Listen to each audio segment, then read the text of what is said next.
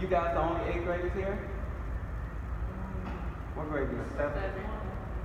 What grade y'all in over there? 7.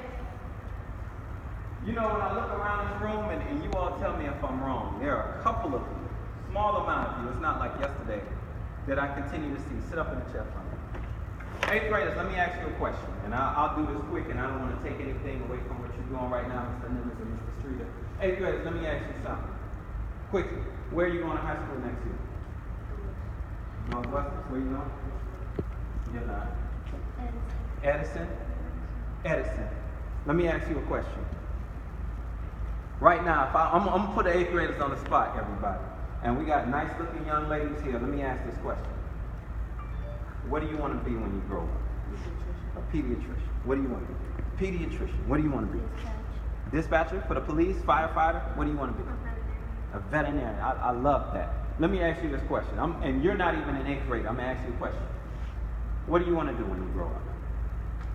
I want to be a firefighter. You got to say that with pride. If you want to be that, you got to say something. I want to be a firefighter. You want to be a firefighter. And I want y'all to hear this. Y'all chime in because I'm not going to take a lot of time. But in order for you to be a firefighter, what does that entail? Okay, that's a part of it. What else? What else? What else? Keep going. You were rolling. Keep going. What else? I want y'all to hear this now. Y'all listen up. You know what else you need? Because you called out a couple things because I thought you were going to call out the obvious things. You got to be courageous. You got to be brave. You got to be big. You got to be strong. But you know what you have to be? You have to be somebody that's committed to wanting to help people. Because, you know, I think about September 11th when those towers were coming down and everybody was running this way. The first responders were going that way. You know, Mike Tyson, they asked Mike Tyson when he was coming up, Customato, his trainer, he asked him, he says, what's the difference between a hero and a coward? And no matter how many ways Mike Tyson tried to answer it, Customato told him, there is no difference between a hero and a coward. They're both scared. The only difference is, the only true difference, a hero does something while a coward does nothing. That's the only difference, because if you ask those people, and most of those people, they can't tell their tale because they died in that building trying to save other people in those towers. If you ask them in that fire truck or in that ambulance or in that police car, when they was going towards those towers, were you scared? I guarantee you everybody was scared. And you know what I've noticed since I've been here? I'll tell you what I've noticed with a lot of you young people. You all are scared too. And not scared of me or scared of something else. You all are scared of being successful. And I tell you what, catch that door for me, Emmanuel. You know why I say you're scared of being successful? You're scared of being successful because you've seen so much failure your whole life that the mere thought that there's an opportunity for you to be pediatricians, that there's an opportunity for you to be a dispatch person, that there are other opportunities for you to be a firefighter. You don't want to do that.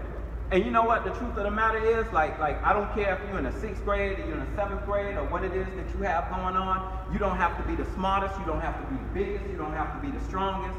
But you do have to have an understanding that in order for you to be great, you got to make some sacrifices along the way. One of the things that you guys have to do, y'all got to start getting some people out of your lives that's not helping you to be productive and help you towards your goal.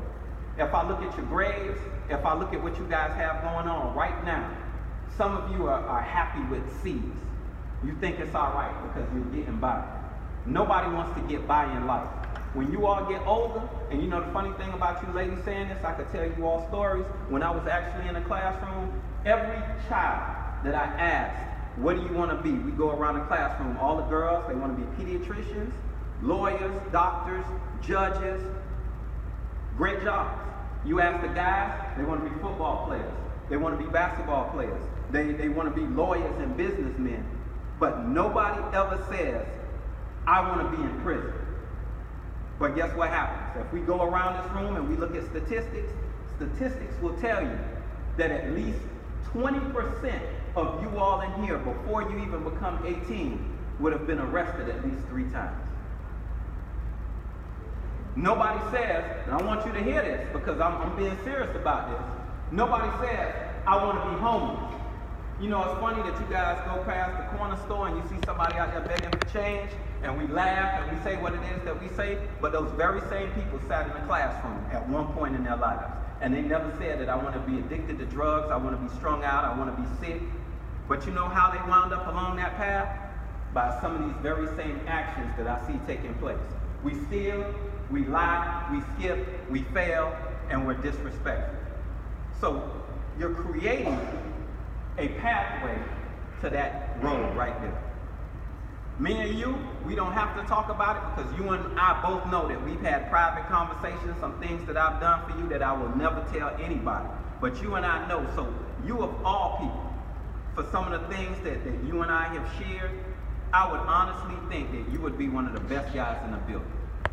But every day I hear you blaming somebody else for something that you've done. When are you going to accept that responsibility? See, we could turn it into football terms, and I could come to Mr. Streeter, and the guys may understand it might be Chinese to the girls. Mr. Streeter may be at the X position playing football. And we joked about this before. If Mr. Streeter does not do what he needs to do, everybody else is affected by him not doing what he's supposed to do. We could go on football terms, and Mr. Streeter stop me if I'm wrong at any point. If the quarterback calls the play, they come out the formation, and the quarterback sees the corner coming up on Mr. Streeter. There's an option that might already be in place for Mr. Streeter to tap his helmet. He might say, hey, I got the 9 route. I'm going to tap my helmet. I'm taking him down the sideline. Ball coming down here. But if he and the quarterback not on the same page, he might do something wrong that causes the X or the Y to get seriously hurt. Or the play will never work. It'll get blown up because somebody didn't do what they were supposed to do. You know how you guys are blowing up your futures? By doing some of the same things right now. Just like how I told this young lady to sit up, we look over on the other side, he's still slouching in the chair. At no point did I walk in here, was I disrespectful to anybody? Did I say anything out of order? I said something to each of you, to everybody in here, that's going to put you in a position to be great. Coming from somebody who was just in a high school, the sad part about it, I saw so many young people walk in the door as 9th graders with all the dreams, all the goals, everything in their mind. I'm going to be this guy. I'm going to be like this man to play in the NFL, and they don't even get past the 10th grade. You know why? Not because they weren't talented, not because they weren't tall enough, not because they weren't strong enough. They didn't make it because they weren't disciplined enough to do what they needed to do. I don't enjoy having any single one of you sitting in here because you're in trouble, because you're late, but if I don't do it, the street's going to do it for you. Get it together, ladies and gentlemen. 8th graders, tomorrow I'm meeting only with the 8th graders, and I hope that you guys are receptive to the message that everybody's going to bring to you, because tomorrow's the last time I could talk to the 8th graders, because after I talk to you all tomorrow, I feel that if you're doing wrong, that means you don't care and you want to do wrong. I need people that's going to listen. I need people that's set to go to high school, because right now, young people, there are 11 weeks left of school. 11, and you are no longer middle school kids. Most of you, if your grades are where they need to be, after 11 weeks, y'all never have to deal with me again. But guess what you're going to have to deal with? You're going to have to deal with another principal, another group, another set of rules, and you still have to deal with life. I deal in life. I deal in reality. I deal in what's true. But what you guys have to understand, if somebody is allowing you to be late, if somebody's allowing you to be disrespectful, if somebody's allowing you to steal, if someone's allowing you to come to school however you want to come to school, they don't mean you ain't good. They want to see you fail. Just tell your friends, let everybody know, every day I'm going to be worse than I was the day before. I'm pushing uniforms, I'm pushing respect, I'm pushing work, I'm pushing academics, I'm pushing achievement, I'm pushing success. And if they don't want to be successful, tell them don't come back into my building. 8th graders, I need to meet with you all tomorrow. Tell your friends to come to school, because this is going to be a pretty important conversation that we have with you guys.